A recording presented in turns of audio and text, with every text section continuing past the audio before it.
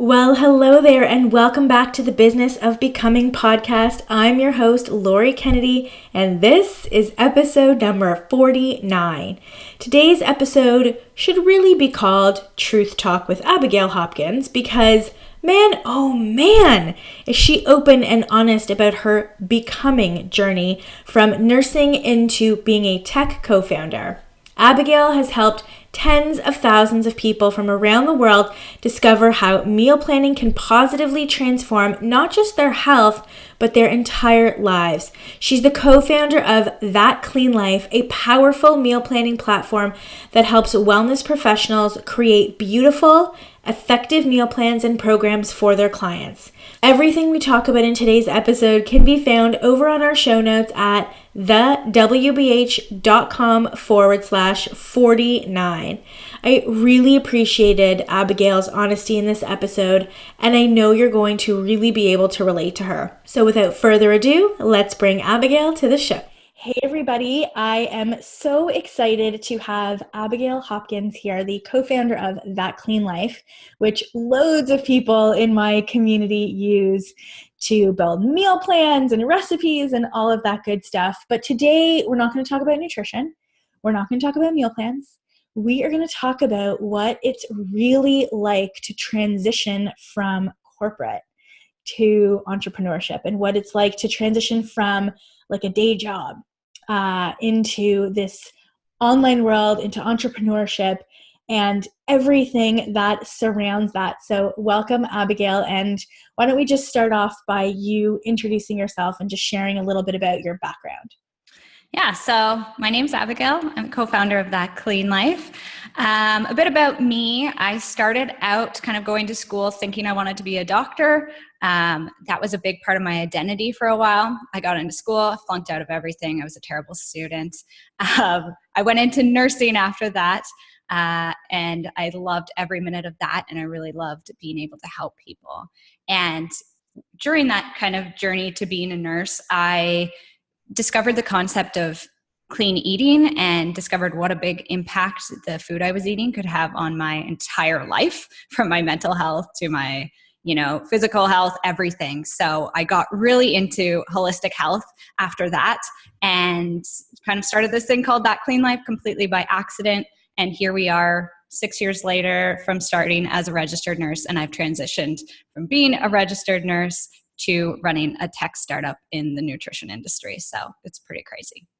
That is pretty crazy. And first of all, I love, women in tech. I find such like, I research and I just geek out over that niche because it's such a small subset, of entrepreneurship, especially like technology companies. And I know for myself, sometimes I feel like I run a tech company, right? When people ask me what I do, I say I run a marketing company, which is an online marketing company or a digital agency. And they're like, what's that? Yeah. So take me back to you being a nurse and like that, those months, I'm sure it was months where you struggled with the decision of, you went to school, you paid all this money, you are an employee, you have, like a job with benefits and like all of these types of things. Take me through that process of the idea of That Clean Life. And once you kind of realize that maybe this could be a business. Yeah. So absolutely. I went to school to be a nurse. It was expected of me. That's what I would do my entire career. I come from a traditional family who puts a lot of emphasis on the whole, you go to university, you do your thing, you graduate, and you work in that job for the rest of your life.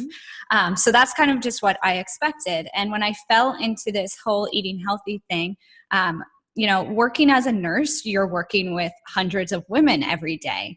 And when you make a change in your health, everybody wants to know, like you get really close with your nursing colleagues because you're working 12-hour shifts, both days and nights.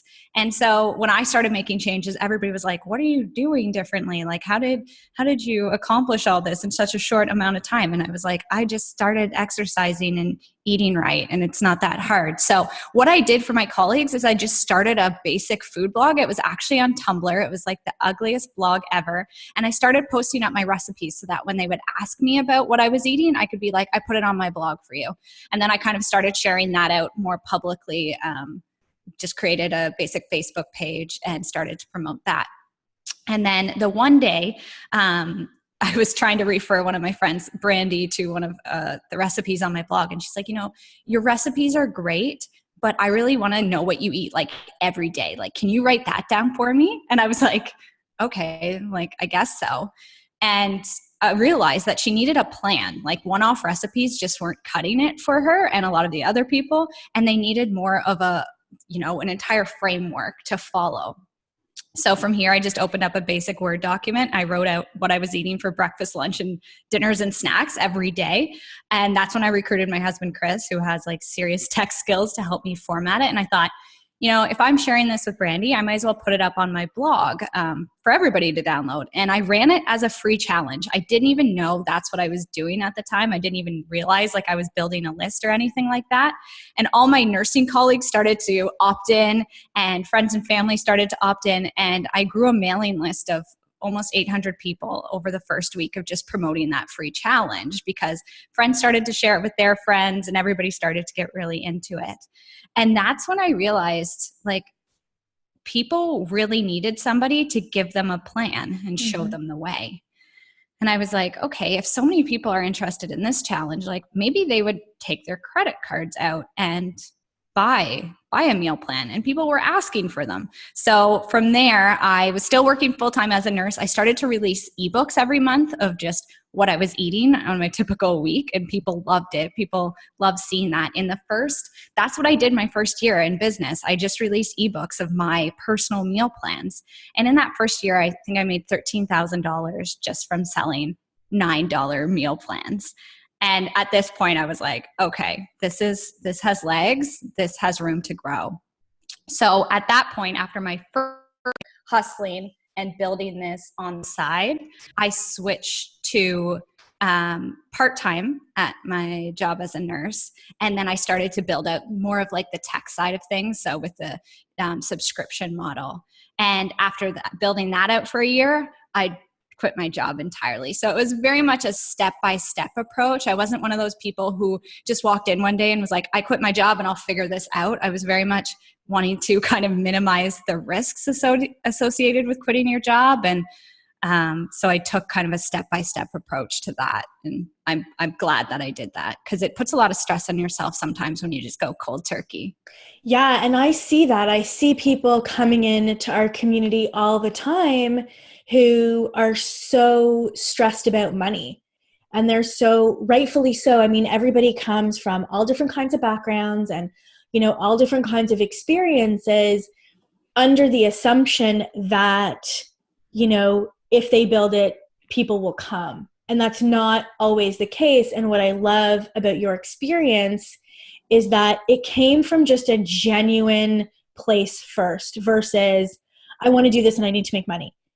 Right? Exactly. Which I think shifts the energy for a lot of people when they know they want to do this and that's pure intent, but I need to make money, and I get that that's just their experience. Do you think that because that pressure for making money wasn't there, that you were able to grow it as quickly as you did? And it's funny, it's like 2 years, but 2 years is pretty fast for a business. Do you think that's why? Yeah, I think time constraints, because I was working full time. I had limited time to work on this project. So I had to make sure that I used my time very well. And that forced me to make really good decisions because I couldn't afford to screw anything up. It also forced us to move really slow with this. Like we actually started, so that free challenge happened in January 2014. So this has kind of unfolded over the course of 4 years to date.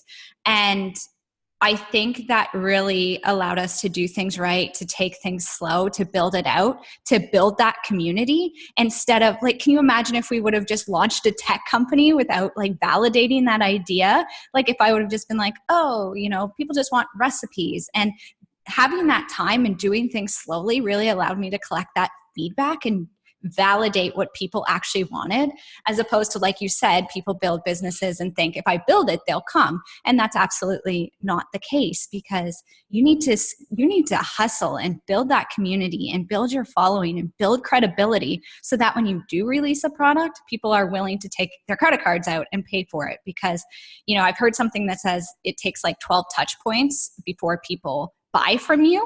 And that does not happen overnight. So Yes. I'm still selling that Clean Life to people who I talked to 3 years ago. So it all takes time. And I'm really glad that we kind of took that step-by-step approach to allowing it to build, because I think if I would have quit up front and just been like, woohoo, like this is awesome, like, this is going to be great, I would have been super stressed out. I would have made bad decisions, and I wouldn't have had time to kind of let things marinate.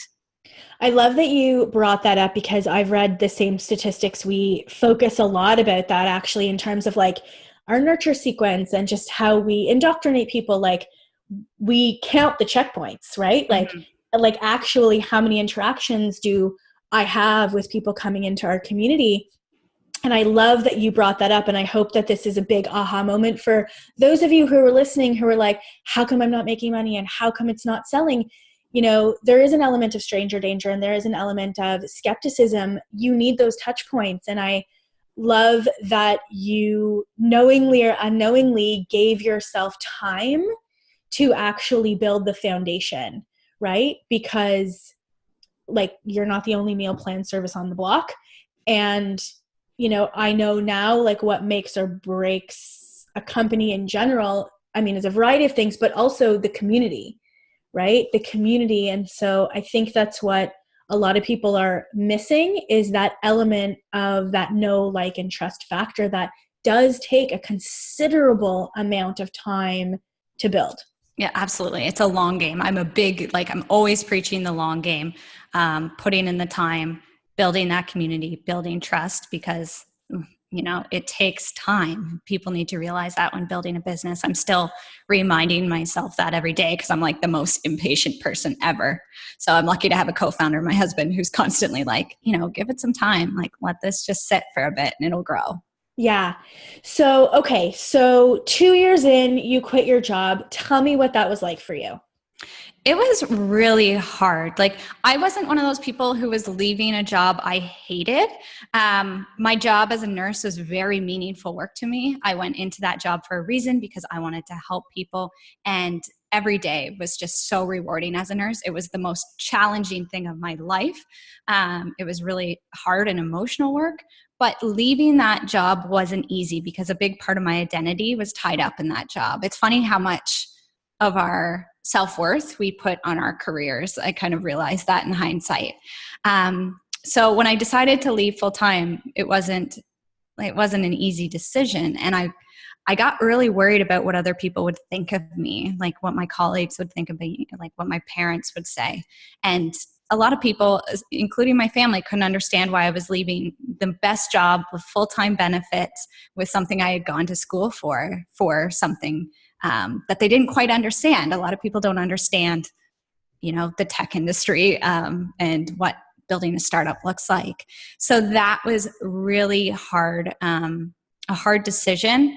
But I realized ultimately, like, it came to a head when I was at work, and I would be thinking about that Clean Life all the time. I'd be running off during my break to answer support tickets and help people out. And I just realized nursing's not something you can half-ass. No.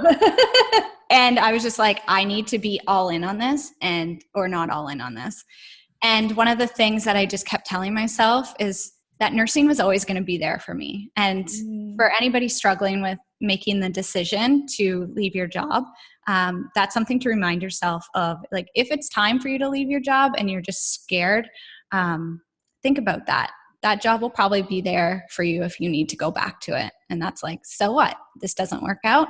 What's really bad is waking up in 25 years and still being at that job that's not fulfilling you. And like, regret is poison. Like, I wouldn't want to wake up 25 years later still working my job as like a nurse, days and nights, 12-hour shifts, hustling and grinding, knowing I could have tried to make this fly and never really giving it the chance. So to me, not taking the risk is scarier than, waking up with big time regrets. Yeah, I love that you just said that regret is poison. It's so true. And I know for me, even now, that fear of, what if this doesn't work out? It's not so much what if this doesn't work out, but it's more like, what if the internet breaks? Like, what if Facebook ads, like, what if Facebook shuts down? Mm-hmm. Right? Like, there's always, and I just had this conversation with my business girlfriends just this past weekend where we were like, we'll adapt, because I was sort of panicking. I had a moment of, I wanted absolutes. I wanted to know that I was going to hit my goals. I was like, well, if I do this and if I do this, then I'll hit this. And they're like, but what if your ads don't work? And that, like, there's always the what ifs. Mm-hmm. Like, what if it doesn't work out? What if this breaks? What if? And I think one of the things that differentiate like an entrepreneur type person is we have to be okay knowing that there's no absolutes. Like, there's no guarantee, there's no absolutes, and adaptability is everything. Yeah. I have never written a business plan in my life. Never. Because it's just like, what's the point? Planning is guessing. Like, you have no idea what could happen tomorrow, let alone in 6 months from now. So we like to work in 6-week periods here at That Clean Life, kind of pick out things that we want to work on for the next 6 weeks, because that's fairly predictable sometimes, kind of not always even. So I don't know. Planning is guessing. I've done a business model, but I've never done a business plan in my life. I totally agree. I used to plan out the whole year in advance, and I would spend days doing it. And then like 2 weeks later, I'd be like, nope, scrap it. So now we literally just do high level 1 quarter in advance and then 1 month in advance, because ideas, things change. You see something, you're like, ooh, I want to model this. You get feedback. This isn't working. Like, one of the other attributes I think of an entrepreneurship, which maybe even comes from like nursing, is you have to be able to pivot on the fly. Mm-hmm. Right? Do you Absolutely. think that you took that from nursing into this, whereas like someone else who's not necessarily used to constant pivoting and constant change, that might actually really freak them out? Absolutely. And it was still hard for me. I'm more of a distracted person, to be completely honest with you. And I see things and I'm like, oh, this person asked this question. We should do a blog post on it. And I'll completely like revert from the original plan. And that's always been a struggle for me. My husband, my co-founder, is more focused. So we have kind of a good balance of being able to pivot. But that's definitely something I took from nursing. But another big thing I took from nursing is to be able to pivot and stay calm, because sometimes, we'll get really upset and, freak out about things. And I'm always in the back of my head. I almost feel like I was put into nursing for a reason, because I'm always able to say, we're not saving lives here. Yes. Like, when people are pissed off, or when they can't log in, or when something's not working because another service we use changed something in their tech and it affects our tech and people are freaking out. It's almost like, I'm just like, we're not saving lives. It's not a big deal. Like, we can't internalize this. But like at my other job, we were saving lives. So now it's just like, it really has helped me stay calm and be able to improvise as we go. Yeah. And I think being able to pivot and improvise and not be married to any one singular concept is really hard for people, because a lot of people, especially who don't come from, who come from like more of a traditional family, like also too, like my dad's a nuclear engineer. My mom was like a bookkeeper, like stay-at-home mom, like, although my dad's an entrepreneur, which I only found out later, but he's a nuclear engineer first, but he like started his own company. But I think he would identify more with an engineer than an entrepreneur. Yeah. But, I think for a lot of people, the whole idea of being able to work off of feedback, like, it's so funny now that I'm thinking about it, like in nursing, like you only work off of feedback. Is this working? Right? Are the meds working? Is the heart rate coming down? Like, is the bleeding stopped? Like, it's hourly assessments. Like, you make the plan based on the feedback, which is it's such an interesting parallel. Yeah, it's true. Like, if somebody's blood pressure is continuing to go down, down, down, you're not just going to stick with your usual plan. you're going to adapt and you're going to do something else and you're going to bring in people to help you to fix the situation. That is a really good analogy. Yeah, it is. Like, just as we were sort of fleshing that out, like there's huge parallels there. And I think from seeing people and just the questions that we get in our community, it's like people are like, that is the backbone of entrepreneurship, right? Like versus the employee mentality, right? Where you came from. Like, even though nursing, obviously you have to pivot on the fly, you know, there's still someone that is above you that has like takes responsibility, and you get a paycheck and all of these things. There are absolutes.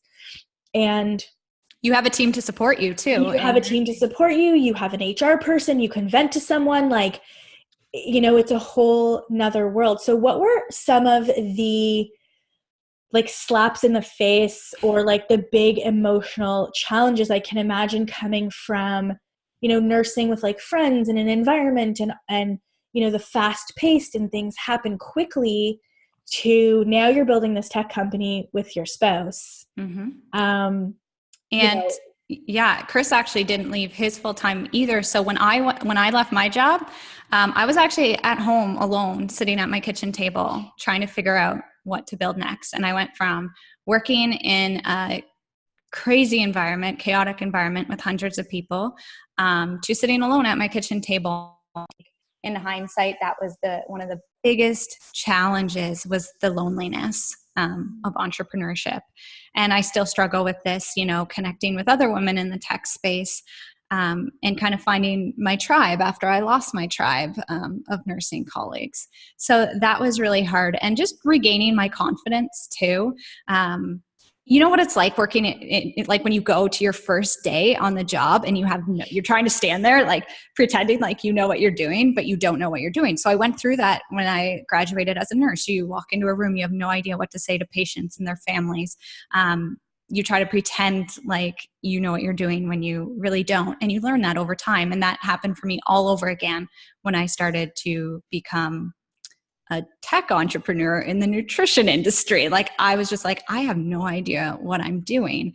And I think like I was really scared of being judged, and I internalized a lot of things that people said to me. Like I can very much close my eyes and hear the things people said to me when I made the decision, like, this will be a nice lifestyle business, Abigail, like good girl. Or most of these things fail. Heard that a lot.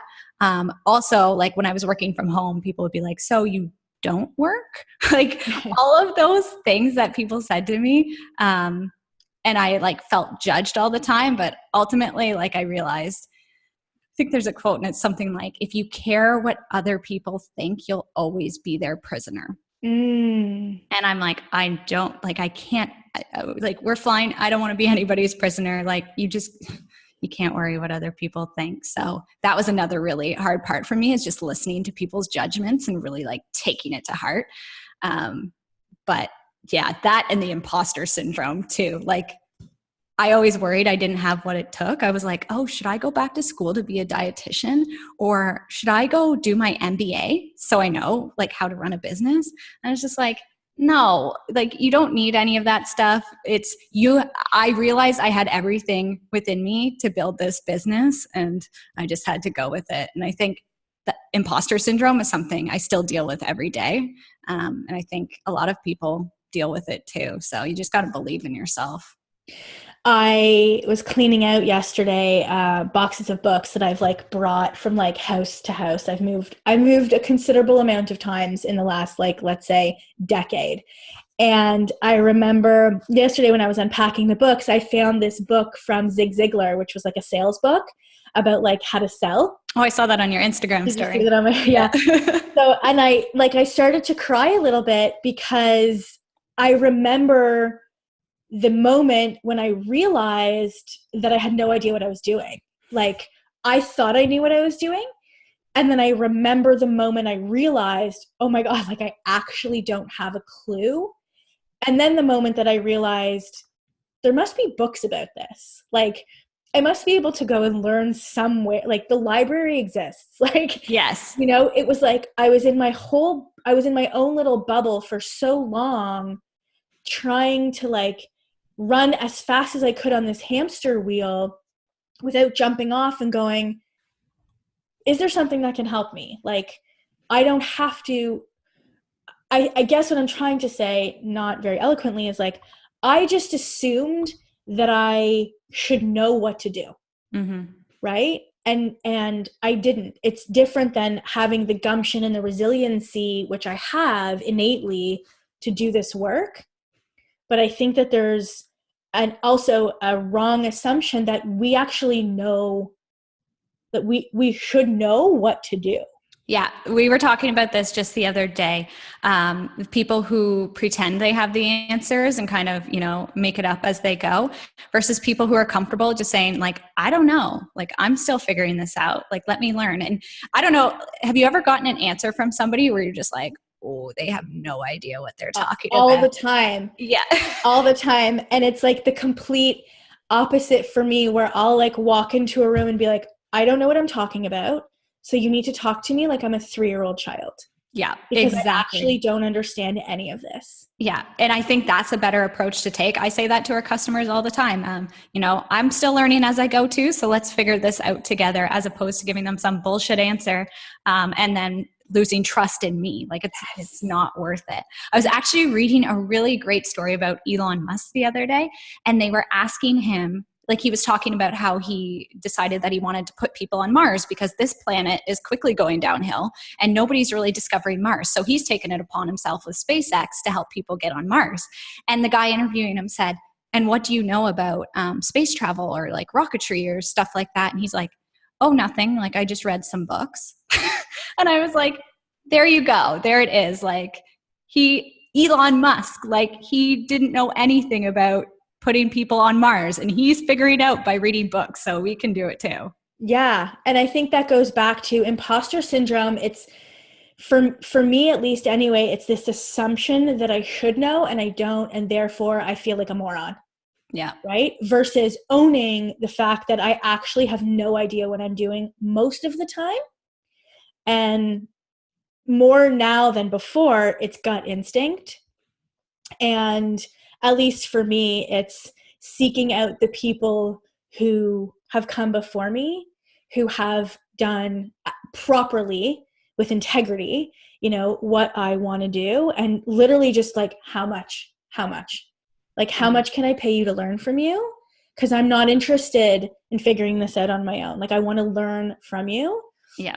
And apply my own stuff to it. But I think, that I'm sure too, like, there's so many people in the tech industry, specifically women, that you've, virtual mentors that you've acquired skill sets and behaviors and mindsets and just all of that stuff from. Yeah. I'm always seeking out opportunities to learn from other people so that I can I can avoid making those same mistakes myself. And we live in such a cool time where you can literally hop on YouTube and make anybody your mentor. Like, you can, like, right now I'm really into Tom Bilyeu from Quest Nutrition and following his stuff because I find it so inspiring. And I listen to your podcast every week too, to hear what you're thinking and what you're doing within your community. And just soaking up everybody's knowledge is just something that we have the luxury of doing now. So definitely take advantage of that. Yeah. So tell me, okay, so you have a tech company, it's with your husband. Mm-hmm. What were some of the things that you struggled with? Let's say, like, so you're no longer a nurse, you no longer have that. Now you're like full-time entrepreneurship, other than like the isolation. What was that, first year like for you? Yeah. Like I said, I went from being really like surrounded by a lot of people to sitting alone. So being my own boss, not being able to blame anything on anybody anymore. I was responsible for figuring out what to work on. And a lot of doubt too that first year, like, am I working on the right thing? Because as entrepreneurs, there's a million things you can work on. Like, you can do webinars, you can do Facebook Lives, you can blog. There are so many things that you can do, but you can't do everything. Well, you can, but you can't do everything well. So picking a focus was really hard for me in my first year. I was very scattered. I was trying to do all the things. Like I was like, oh, we should implement this and this and this. And I've realized I'm still working on it 4 years in, like to pick a focus and try to stick to it as much as possible. Like we tried to do Facebook Lives and it just, it wasn't working for us. So we stopped doing it. And I think realizing that just because you can do things doesn't mean you should do them. So that was kind of a big challenge, staying focused, and a big realization for me as well. And then also building out a team. So we started to build out a team here at That Clean Life, and realizing where we were at the point to bring on help, because obviously I'm not an expert. I'm not a nutritionist. So bringing on Ashley Sauvé to help us with the nutrition piece was a big thing. And I'm not like taking photos isn't my forte either. So delegating that piece to Li Ching, and realizing your strengths and hiring people and weaknesses, and hiring people who can do the job better than you. And I'm still working on letting go of that control. Which is so interesting. So go back and put yourself in like your nursing shoes. So now you're like a tech founder and a CEO and a boss, right? I know for me, like if I were to go back to my like personal training days and like the days of like being the nutritionist in the gym, it like, I still think it's weird that I have like a garage door opener. Like I think that's like a very adult thing. That's hilarious. Like I giggle sometimes when I like push the button. I'm like, oh my God, this is my house. This is my garage door opener. Could you, in your wildest dreams, would you ever have imagined that like 4 years later, this is, where you'd be? Absolutely not. I still have moments in my days where I'm just like, what happened? Like, when did all this kind of unfold? But I wouldn't change it for the world. Like it's incredibly rewarding to build something from nothing and to call it your own, and to know that kind of you're in control of your destiny and you're in control of meaningful work. And it's really cool to me now that we're building a team that I can help other people find meaningful work too, and put them in that position where where I can help support their families and help them achieve their dreams. So that's really cool. But with that being said, like huge asterisk there, like I was in a preferred situation where when I left my job, like I didn't have kids. I didn't have a mortgage. I didn't have anybody to support but myself. And I think I come from a preferred state, and I want to acknowledge that because I know it's not that easy for everybody to make that decision. So that's pretty important to point out. Yeah, no, absolutely. I think, we sort of said at the beginning, like in terms of the money piece, like not everyone can do that. And I know even for myself, like I stayed in my full-time nutrition practice for 2 full years while I grew my online business, because I had a mortgage and kids, and there was no way that I could just, as much as I at that point wanted to just pack it all in with nutrition, I couldn't. And I know that, not everybody has the luxury of being able to quit their jobs or whatever. Like a lot of people have a lot of familial and financial responsibilities. Yeah. But at the same time too, I think there's something to be said for slow and steady growth. Like if this, not to use it as an excuse, to recognize that it's a very valid thing, but also too, like you can work on your business 30 minutes a day. Mm-hmm. You can make it. I did it. And here we are now. And I never want to come off as like glorifying the whole entrepreneurship. I don't think it's the right move for everybody. I would never be the type of person to be like, everybody should quit their job right now and go be an entrepreneur. It's not the right move for everybody. Agreed. And it's not it won't make everybody happy. Like it's not the right area of fulfillment. Like some people are better off working for other people. So that's something also to take to note, because yes, you don't want to dive in the wrong direction. Totally. And just to sort of, carry that point forward, there's no shame in thinking that, oh, I want to do this and I want to have this business. And then you try it and you're not okay with pivoting on the fly. And you really can't have boundaries, and you do internalize everything. Like there's no shame in being like, oh, tried it, it's not for me, and going and being an amazing number 2. Exactly. right? Like working for someone like me or someone like you, like we can hint, like, that's in our nature, right? It's in our nature, and it's, there's no shame in saying, okay, I tried it and I'm still really interested and really passionate about helping people. I just don't need to be, the top dog. Yeah, because maybe you don't need to be the top dog, because I can tell you, and Lori, you can attest to this, it's not easy being the top dog. Like Yeah. it's really hard and it's really stressful and it's a grind and you sacrifice, and that's not for everybody, especially if you have debt and you're like digging out of another financial situation. Maybe it's Yep. not the right time for you right now. But like I said, for me, like the decision-making process was like, okay, if I quit my job, I can go back to it. So that's always an option. And there's absolutely no shame in doing that. At least you tried it. If you don't try anything, then you're not pushing boundaries, and then you're not living up to your fullest potential. So you tried it. It didn't work out. No biggie. But those are some things that you definitely have to take into consideration. Yeah. And even just to elaborate on that point, just for one more minute, success means different things to different people. So keep your full-time job, right? Like, especially like you said, you enjoyed nursing. Like, if you keep your full-time job and have a couple clients, right?